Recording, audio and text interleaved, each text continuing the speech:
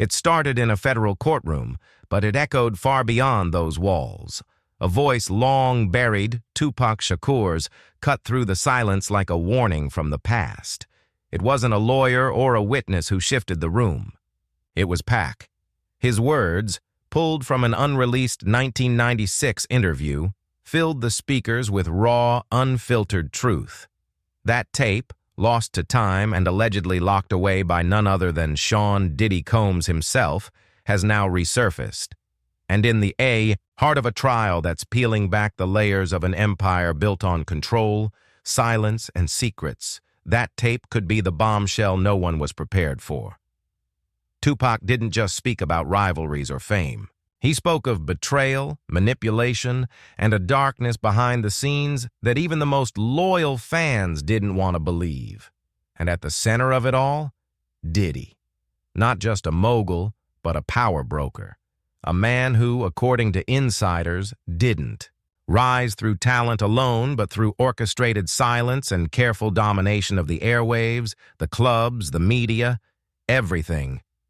That interview, 2 hours long but only 10 minutes ever released, was meant to stay hidden. Angie Martinez, the host, once claimed it was for peace. But now, Jean Deal, Diddy's former bodyguard, says that was a lie. Angie didn't bury the tape. Diddy did. This isn't just a rehash of East Coast versus West Coast. This is about the hidden architecture of power that Tupac warned about, and how the industry turned its back on him not because he was wrong, but because he was too right, too early. The trial has cracked that silence wide open. Cassie Ventura, once a rising star and Diddy's partner, took the stand with a trembling voice and a steel will. She described cameras, rituals, velvet-curtained hotel rooms, and a man who didn't invite you in. He absorbed you. Then came Jean Deal, tired, not theatrical, staring directly at the man he once protected. You weren't protecting anything. You were hiding everything, he said. But the real shift came when Monique stepped up. She wasn't scheduled, she wasn't expected, but when she looked the jury in the eye and said, "This isn't just about Cassie anymore. It's about the entire ecosystem that let this happen." The courtroom froze. She named names, big ones. She said it wasn't just silence, it was complicity. And right then it became clear. Tupac didn't just die with questions. He died with answers. Answers we're only just beginning to hear now. This is the story of a warning ignored, a system exposed, and a legacy that refused to stay buried. Before the courtroom, before the cameras, before the headlines, there was just a tape. A forgotten interview, raw and buried, its voice echoing from a time when hip-hop was changing, and one man saw the change for what it really was.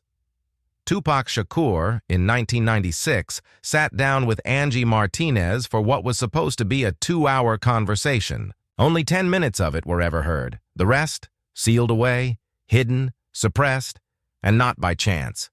According to courtroom testimony, it wasn't Angie who made that decision. It was Diddy. Back then, he wasn't just a rising mogul. He was becoming a gatekeeper, a power player who understood the danger of truth spoken too soon. Tupac's voice wasn't angry in that interview. It was calm, measured, but sharp. Every word felt like a warning wrapped in a story. He spoke like a man who knew the stakes and didn't care anymore about playing it safe. Pac described himself as a lightning rod, someone who attracted chaos because he told the truth too loudly. He didn't mention Diddy by name, but it didn't matter. The meaning was clear. "I'm attacking New York's finest, their self-proclaimed king of New York," he said. He was challenging not just a person, but a system, and Diddy was sitting right in the middle of it. Tupac wasn't shooting at a rival rapper. He was peeling back the layers of an empire that didn't run on music. It ran on manipulation, silence, and fear. He pointed out how Diddy represented New York only when it was convenient, how people allowed him to wear their colors and claim their culture even when he was only in it for himself. This wasn't beef. This was exposure. And in 1996, no one wanted to hear it. Not because they didn't believe him, but because they were scared he might be right. Angie Martinez later said releasing the full interview would have started a war. But that excuse didn't hold up in court. Gene Deal, Diddy's former bodyguard, made it clear. Diddy heard the tape. He buried it. He knew the damage it could cause if it ever saw the light. Because in those 2 hours, Tupac wasn't just venting, he was mapping out something deeper. A blueprint. A network of manipulation and control operating under the glitz of the music world. That's why the tape was dangerous. That's why it disappeared. This was the beginning, not of Diddy's empire, but of the resistance against it. Tupac saw it early. The way Diddy operated, not through respect, but through control.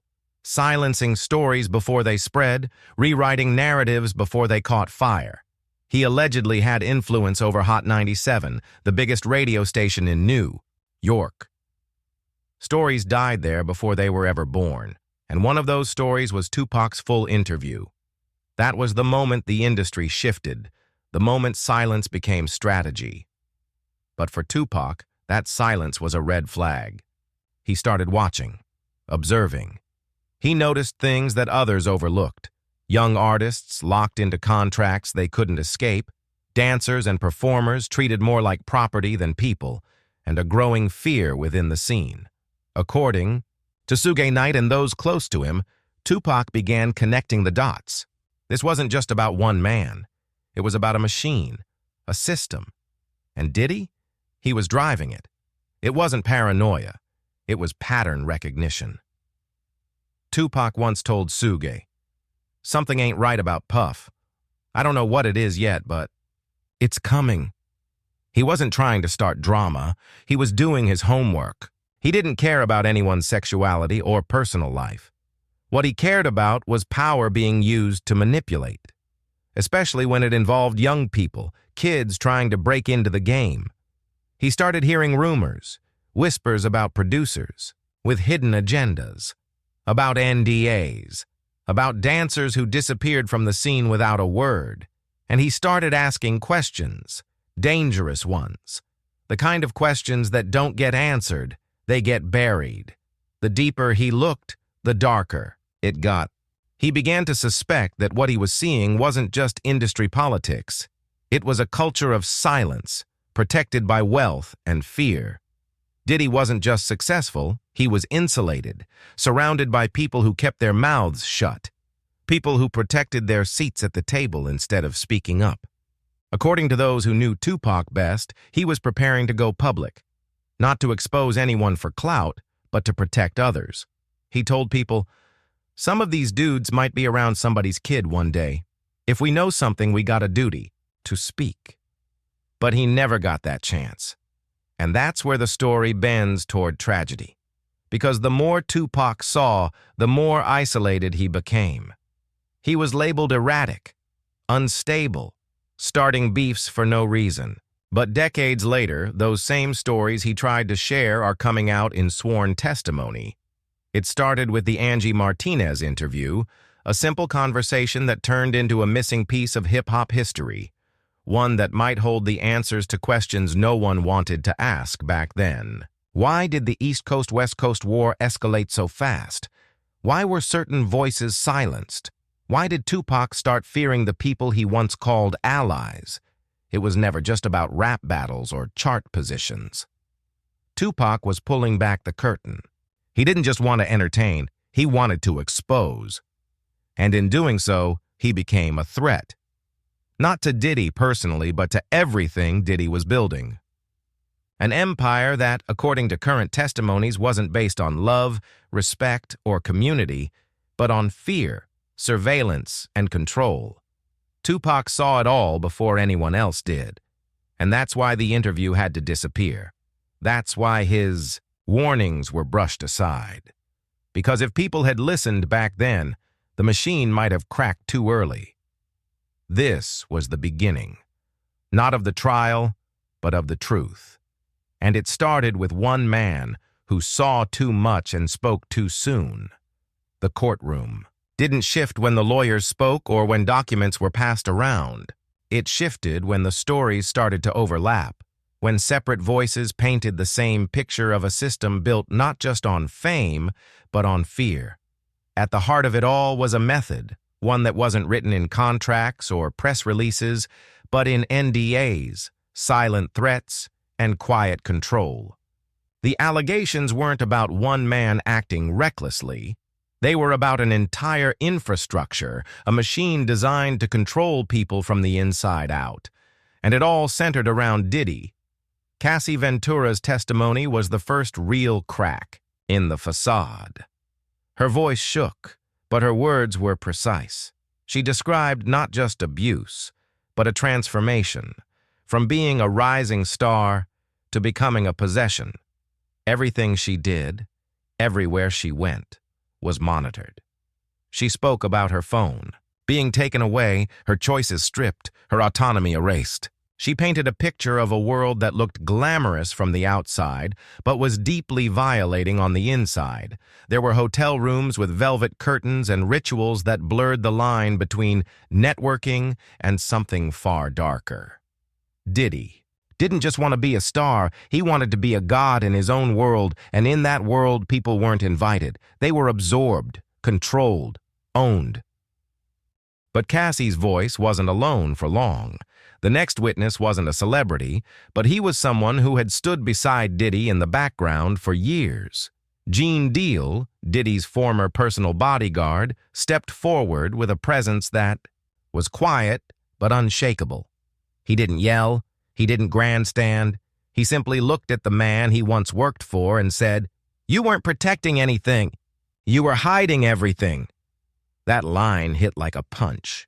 Gene wasn't just speaking about the Angie Martinez tape, although that was a core piece of his testimony. He confirmed that Diddy had personally ordered the full Tupac interview to be buried, not because it was inflammatory, but because it was true. And that truth could burn down everything. According to Gene, Diddy heard the full tape. He knew exactly what Tupac had said. He knew the implications. Tupac wasn't just calling out injustice, he was building a map, showing how influence was used not for progress, but for personal dominance. Gene explained that Diddy had surveillance on people, that he kept footage, that he knew who to threaten and who to reward. It wasn't just about music. It was about building a system where nothing happened without his blessing and nothing survived if it threatened his throne. He didn't need to yell or fight. All he had to do was make a call, and stories died, tapes disappeared, people vanished from the spotlight. Then came Monique. No one saw her coming. She wasn't listed on the docket, wasn't expected in the room. But when she entered, the entire atmosphere changed. She didn't speak with anger. She came with evidence. Timelines, quotes, audio, receipts. She wasn't just accusing Diddy of personal misdeeds. She was pulling back the curtain on the entire system that had protected him for decades. Monique told the court that people weren't covering for Diddy because they believed in him. They were covering for him because they were protecting their own positions. He was the head of the table and silence was the price of admission. She named names: Tyler Perry, Oprah, executives, and media leaders. According to her, they weren't just quiet, they were complicit. They didn't ignore the truth because they didn't know it. They ignored it because acknowledging it meant acknowledging how deeply broken the system really was. Monique looked the jury in the eye and said, "This trial was supposed to be about Cassie, but now it's about the entire ecosystem that let this happen," and no one in the room could look away. Because at that moment, it wasn't just about Diddy anymore. It was about how many people had played along, cashed checks, and kept their mouths shut. This testimony didn't just expose individual actions. It revealed patterns, intentional strategies of manipulation. Diddy, according to multiple insiders, used his influence to control not just careers, but realities. The court heard how he weaponized NDAs, how he staged situations that looked consensual on the surface but were rooted in pressure and imbalance. He didn't ask for loyalty, he demanded silence. He didn't need your belief, he needed your obedience. People weren't just scared of him because he was powerful. They were scared because he had footage, receipts, leverage. Stories began surfacing about celebrities and rising stars who felt like they had walked into parties but ended up in prisons. Psychological, professional, and sometimes physical. This wasn't a one-man operation. This was a system, smooth, rehearsed, and hidden in plain sight. From media coverage to industry relationships, everything was orchestrated. If someone threatened to speak out, there was always a way to remind them of what they'd lose. A career, a contract, a reputation. And the deeper the court dug, the more obvious it became. This wasn't just about scandal, it was about design. Gene Deal's role in all of this was critical. He described how Diddy moved, how he always knew what was happening before anyone else. He had people in every room. He studied his rivals obsessively, especially Tupac. Gene told the jury that Diddy didn't just want to win, he wanted to become the person people couldn't challenge. He built his empire like a chessboard, always 10 steps ahead. When Tupac started speaking truths that cut too deep, Diddy didn't just ignore him. He silenced him. The control wasn't limited to physical environments either. It extended into image, narrative, culture. Diddy was meticulous about how he was perceived. He borrowed Tupac's speeches, wore Tupac's clothes, even mimicked his interviews. Gene said Diddy wasn't just competing with Pac, he wanted to be him. But he couldn't buy what Tupac had, authenticity, truth, spirit, so instead he tried to copy it. And when that didn't work, he tried to erase it. In the courtroom, each piece of testimony started to align like dominoes. From Cassie to Jean to Monique, the narrative took shape. This wasn't about isolated incidents. This was a deliberate system of control, engineered by one man but enabled by an entire industry.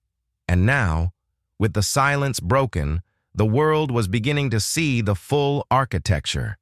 Diddy didn't just manipulate careers, he manipulated people. He controlled stories, he rewrote truths, and he did it so well that for decades no one even questioned it.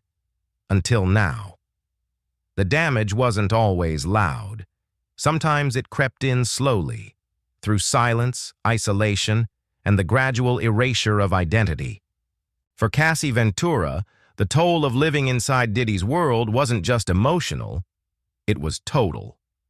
On the surface, she was a pop star with access, opportunity, and fame. But behind closed doors, she was living in a different kind of reality. One, built on control, constant surveillance, and fear. Her testimony wasn't just a story about abuse. It was a portrait of someone whose life and career were stripped down piece by piece until there was barely anything left that belonged to her. Cassie spoke of nights that blurred together, of being trapped in environments that felt more like psychological operations than relationships. Her phone was taken, her movements monitored, her voice diminished. She described hotel rooms with velvet curtains, spaces designed not for comfort, but control. These weren't just luxurious settings. They were stages for rituals of dominance. Networking opportunities were redefined into private sessions where consent was blurred by power imbalance. She wasn't free. She was curated. Every decision filtered through what Diddy wanted, what Diddy approved, what served his empire. And even when she tried to pull away, the system he built kept pulling her back in. Professionally, Cassie's trajectory should have soared. She had the voice, the look, the charisma, but her career plateaued in a way that didn't make sense until now. The courtroom testimony revealed how her career wasn't stalled by bad timing or public disinterest. It was manipulated, held back, controlled. Every move was strategic, not for her benefit, but for Diddy's. He allegedly decided when she could release music, how she appeared in public, and who she could work with. This wasn't just about artistic control, it was about personal domination. By tying her creative expression to his approval, he silenced her twice, once as a woman and again as an artist. Then came Jean Deal, a man who once stood behind Diddy, quite literally.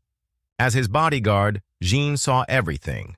The guests, the parties, the coded behaviors that weren't in any contract but were enforced all the same. For years, he said nothing. He played his role. But in court, Jean's voice cracked only once, and that was enough. He recalled one moment with chilling clarity. Diddy looking him in the eye saying, "Tupac talks too much. One day someone's going to shut him up." Jean never forgot it. And when he said those words out loud on the witness stand, it wasn't just a memory. It was a rupture, a confirmation that the silencing of Pac wasn't a byproduct. It was a strategy. Jean's decision to testify came with consequences, too. For a man who once had a career guarding celebrities, his return to the public eye meant exposing himself, his mistakes, his silence, and the system he helped protect. But he chose truth, and in doing so, he painted a picture of an industry where silence was currency and fear was policy. He described how Diddy kept eyes and ears everywhere, how no one could move without him knowing. He spoke about surveillance footage, about NDAs signed under pressure, about people who disappeared from the scene and never came back. He wasn't angry. He was exhausted, and he was done protecting secrets. But maybe the most jarring voice came from someone unexpected. Monique. She wasn't a singer. She wasn't connected to Tupac or Cassie's story directly, but she came in like a force of reckoning. Her testimony didn't just focus on Diddy, it tore open the entire industry. Monique had faced her own career setbacks, many of which had been dismissed publicly as difficult behavior. But in court, she reframed everything. She said the silence around Diddy wasn't built from belief in his innocence. It was built from fear of losing access, money, roles, power. She described how executives and media leaders protected him, not because they were fooled, but because they were invested. Monique's career had taken hits. She was blackballed, silenced, mocked, and now we know why. Her refusal to play the game, to bow to the unspoken rules, made her dangerous to a system that relied on compliance.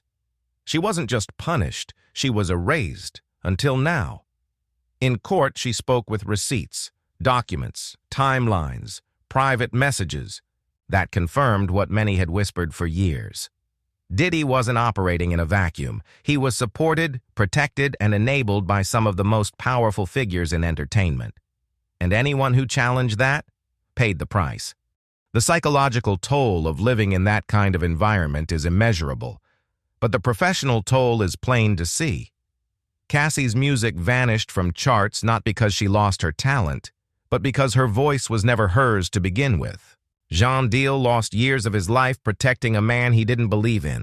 And Monique lost opportunities, credibility, and visibility, all because she refused to stay quiet. This isn't just about trauma. It's about theft, careers stolen, voices hijacked, stories suppressed, but maybe the most heartbreaking consequence of all was the one that's still unsolved: Tupac's death. When he was shot in Las Vegas, many called it random violence, but those who knew him, and now the courtroom, suggest otherwise. Tupac had already said he was being followed. He rapped about betrayal. He warned of setups.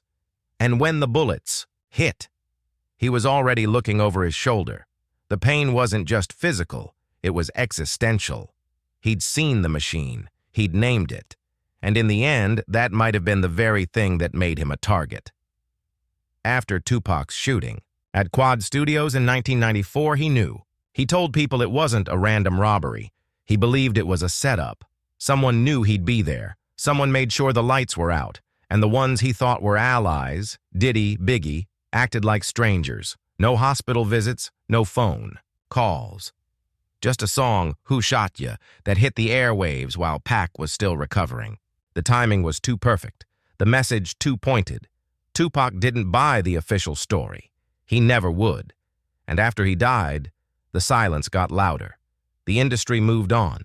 Bad Boy Records soared. death row crumbled, and people like Gene Deal started hearing whispers inside Bad Boy. Whispers that suggested the shooting wasn't a surprise to everyone. Some people even laughed, others looked shaken, but no one acted confused. That's what makes the current trial so explosive. It's not just reopening old wounds. It's revealing a pattern of punishment, suppression, and silence that destroyed lives and careers. The cost of speaking out was everything, and for those who didn't survive, like Tupac, it was the ultimate price. For those who did, Cassie, Jean, Monique, the scars are still fresh, but their voices are finally being heard, and in a world where silence once bought power, their truth is becoming the loudest sound in the room. It takes a certain kind of courage to speak when silence is safer. For years, the people closest to Diddy, those who lived in his world, worked under his influence, and witnessed the things the public was never meant to see, stayed quiet. Some out of fear, others for protection. Many because they believed. They had no other choice. But eventually, the weight of those secrets became too much to carry. And when they finally broke their silence, the world didn't just listen, it trembled. Cassie Ventura was the first to speak in this trial. And while her voice may have cracked, her resolve didn't. She didn't just describe what happened to her, she shattered the illusion around it.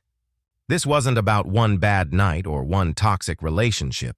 It was a pattern, a blueprint, a system. She told the courtroom, "You weren't invited to Diddy's world. You were absorbed into it." That one sentence captured everything. The loss of identity, the erasure of self. The way Diddy's control didn't just touch your body, it rewired your reality. Cassie's decision to come forward wasn't just about seeking justice for herself. It was about dragging into the light a darkness that had thrived for too long behind closed doors. And she wasn't alone. Gene Deal had spent decades carrying what he knew. As Diddy's personal bodyguard, he had been in the rooms, heard the phone calls, watched the whispers become commands. For years, he said nothing, but that silence wasn't peace, it was poison. In court, when he finally faced the man he once protected, Gene wasn't angry. He was ready. He told the jury that Diddy's empire wasn't built on talent. It was built on surveillance, secrets, and fear. He spoke of buried tapes, paid-off witnesses, and a level of control so deep, even Pac's truth couldn't escape it. Gene's motivation wasn't revenge, it was responsibility. He knew he'd helped build the wall of silence. Now, he wanted to be the first to tear it down, and then came the wild card, Monique. Her presence wasn't planned, but it was powerful. She walked into the courtroom not with accusations, but with evidence, documents, timelines, quotes. But more than that, she brought a perspective no one else could. She wasn't just talking about Diddy, she was talking about the culture that protected him, the executives, the influencers, the media elites, the people who stayed quiet, not because they didn't know the truth, but because their seats at the table depended on it. She looked the jury in the eyes and said, "This trial was supposed to be about Cassie, but now it's about the entire ecosystem that let this happen." And no one could argue. Monique's decision to speak out wasn't a career move. It was a reckoning. For years, she had been labeled difficult, dismissed, sidelined. Now, we see why. Her refusal to play along with a corrupt system wasn't stubbornness. It was survival. Her testimony didn't just expose the rot at the center of the industry, it reminded everyone that silence is never neutral. It's a choice, a weapon, and every person who chose it helped build the shield that protected Diddy for decades. Together, Cassie, Gene, and Monique didn't just tell stories. They flipped the script. They forced the courtroom and the world to confront the reality that the abuse, the manipulation, the control didn't happen in isolation. It happened with the help of systems designed to hide it. They made it clear that the problem wasn't just one man, it was the silence that followed him, the institutions that enabled him, the money that protected him, and that's where hope enters. Because the moment those testimonies were heard, something changed. The industry that once silenced victims is now being forced to listen. The names that once inspired fear are being questioned. The doors that once only opened for the powerful are now opening for the truth.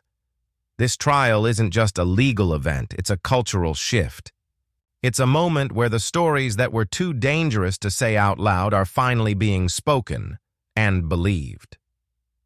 For so long, Tupac's warnings were dismissed as paranoia. Now they're being read as prophecy. He saw the machine, he called it out, and the system tried to silence him. But now the people he tried to protect, the ones he warned about Diddy's obsession, his mimicry, his desire not to compete with Pac but to become him, those people are speaking with his voice. They're finishing the message he started, and that's what gives this moment power. Not just the pain, but the potential. The possibility that this isn't the end of a story, but the beginning of a change. That maybe, just maybe, the next generation of artists won't have to trade their voice for a contract. That survivors won't have to choose between safety and silence. That the music industry can finally start holding itself accountable. Not just with statements, but with actions. The decision to speak out is never easy. It comes with risk, backlash, loss. But it also comes with the chance to reclaim something that was stolen: dignity, truth, legacy. Cassie, Jean, and Monique didn't just break their silence. They broke the cycle. And in doing so, they handed the mic to every person who's ever been told to shut up, sit down, or disappear. Their message is loud now, and it's spreading. Because once truth hits the air, it's impossible to pull it back. And as this trial continues, one thing is clear. The days of silence are over. By the time the trial reached its third week, everything had changed. What started as a case about abuse, contracts, and NDAs had become something much bigger, something deeper. It turned into a reckoning, not just with Diddy, but with the entire music industry and the culture that allowed him to operate unchecked for decades. It became clear that this wasn't just about one man's empire. It was about a machine, built on silence, secrets, and power. And suddenly, Tupac's voice, once dismissed as paranoid, bitter, or even dangerous, was being heard in a new way. Not as noise, but as truth. From the very beginning, Pac tried to warn us, through interviews, through lyrics, through private conversations with people who are only now brave enough to repeat what he said. He didn't just suspect he was being followed, he knew it. He didn't just fear betrayal, he predicted it. And when he spoke about the industry being hijacked, about voices being manipulated, erased, or owned, it was because he saw the patterns others couldn't or wouldn't. They said he was spiraling. They said he was starting drama. But now, the courtroom says otherwise. Now those who dismissed him are on the witness stand. And those who feared him, they're under investigation. Tupac never claimed to be a hero. He never wore a cape. But he had a dangerous habit of speaking truth, before the world was ready to hear it. That's what made him powerful. That's what made him a target. And that's what made his silence, once it came, feel so violent. Because it wasn't just about the man. It was about the message, and when they took him out, they thought they buried it with him. But they were wrong. This trial didn't solve Tupac's murder. It didn't deliver a final answer. But what it did was force open the door that had been shut for nearly 30 years. It made people start asking questions again, the kind that were once dismissed as conspiracy but now feel like a roadmap. Who had something to gain from Pac disappearing? Who had something to lose if he kept talking? And how deep does the silence go? Cassie's voice broke the surface. Gene Deal's testimony added weight. Monique connected the dots. Together, they didn't just expose a man, they exposed a system, one where fame is used as armor and power is protected by compliance. But they also did something more. They reminded the world that truth can't stay buried forever. That eventually, it surfaces. even if it takes decades, even if it takes a trial. And maybe that's the most powerful message of all, that what Tupac started wasn't finished when his life ended, that his vision, his ability to see the darkness behind the glamour, the truth behind the image, still matters, still echoes, still pushes people to speak when silence feels safer. Because the fight wasn't just his, it's ours now. This trial isn't just a headline, it's a turning point, a chance to reset the game, to ask ourselves what kind of industry we want to protect, what kind of culture we want to uphold, and more importantly, whose voices we choose to believe. Tupac believed that music could be more than entertainment, that it could be a mirror, a message, a movement. And thanks to the courage of those who finally dared to speak, that message is louder than ever. Now that you've heard the truth, how do you feel? Shocked, furious, empowered? Because this isn't just about music, it's about justice, silence, and the voices that were never meant to be heard. Tupac tried to warn us. Cassie dared to speak. Jean Deal and Monique risked everything to pull the curtain back. If their courage moved you, don't let this moment fade. Drop a comment. Let your voice be part of this story. Hit that like button if you believe truth deserves to be heard. And subscribe, because we're not done. This is just the beginning. Share this video with someone who needs to know the silence is over. The revolution is being televised.